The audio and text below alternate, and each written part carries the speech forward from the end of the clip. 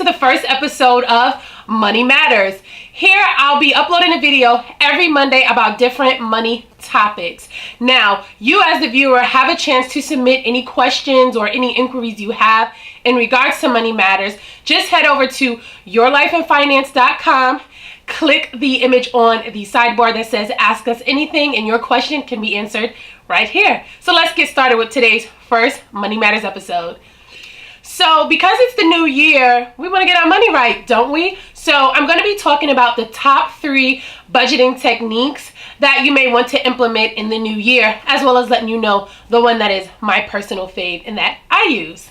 So I'm going to start with my least favorite, which is the envelope system. And ultimately, this is designed to stop you from using your card. So what it is that you get a few different envelopes that are based upon the monthly bills that you have, and you allocate a monthly amount to those, and you actually take out the cash and place them in these envelopes. So what does that look like? Let's say you have rent, let's say you have groceries, let's say you have utilities, gas, and I don't know, childcare, right? Because some of us have children. Well, I don't have children, but some of you might have children.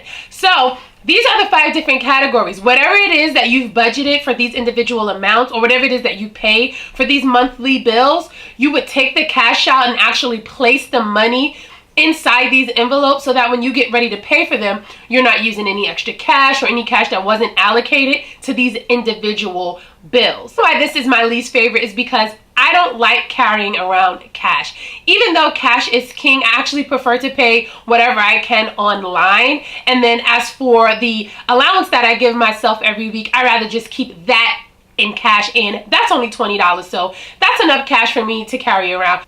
But if you find that you're lacking self-discipline, this might work for you. I know some people do it and it works for them, and that's why budgeting is specific to the person.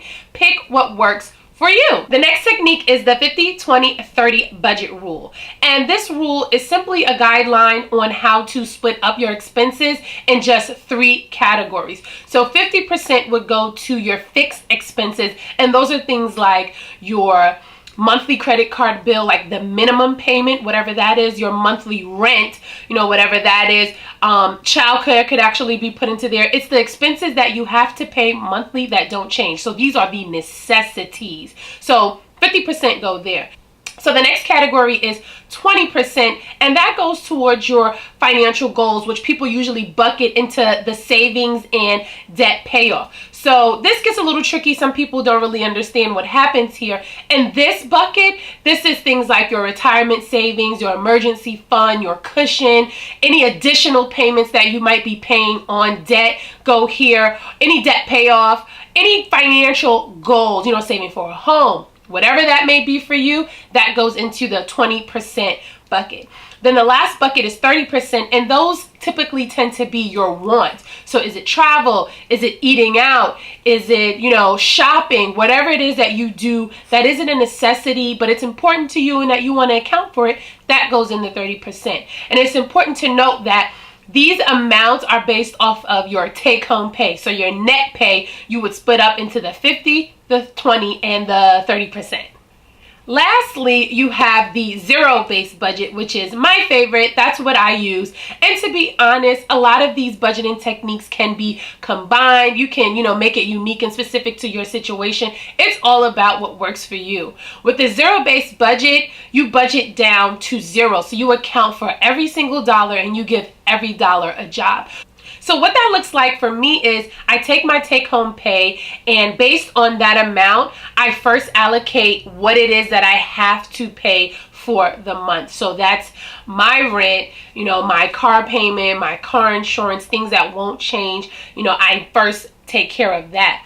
Then based on what's left over, I use that to split up into my goals. So normally for me, that looks like I am paying off student loans. So the bulk of that usually goes to whatever student loan that I'm paying off. But then I also have my personal savings that I allocate money to. And then I also have my travel fund. And then I have the allowance that I give to myself. The thing about the wants area, for me, that changes month to month because I'm not doing the same thing every month, if you get what I mean. So based on what it is that I have planned, you know, one month I might decide, okay, I'll allocate a portion to eating out with friends. But then the next month I might decide I'm not going to do any outings. So that means I have additional income to put towards something else like my savings or my debt payoff. But the point being is that every dollar is allocated. Every dollar has a job, and I know what it's doing before that money even hits my account. As far as my retirement savings, that actually comes out before I even get paid, so it's already taken care of. So these are the commonly used budgeting techniques. Yes, there are more. If you have any that work for you, please let me know down in the comments. As I said, these episodes are going to be for you, answering your questions about money, any issues that you might be having that you want some advice on. Please let me know. You can either leave it in the comments, or like I said, you can head over to yourlifeandfinance.com and you can submit your question there as well. Until next Monday, catch you on the next Money Matters episode. Bye.